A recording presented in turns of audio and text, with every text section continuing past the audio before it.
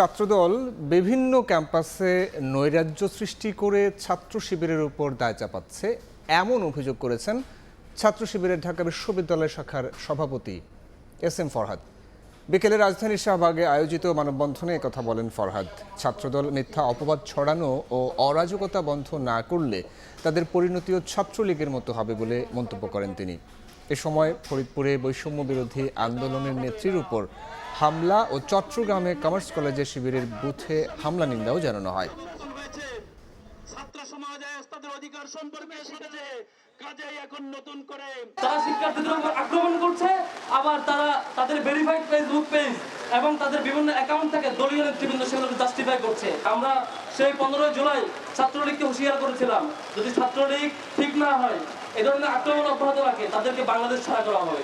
ঠিক তাই হয়েছে। ছাত্রদলও যদি তারা আবার ভালো পথে ফিরে না আসতে পারে, আবারও যদি এই টেন্ডারবাজি, সন্ত্রাসবাদী এবং চাঁদাবাজির রাজনীতিতে ফিরে যায়, আপনাদের ক্যাম্পাসে রাজনীতি তো দূরের কথা, বাংলাদেশেও আপনারা টিকা কঠিন হয়ে যাবে।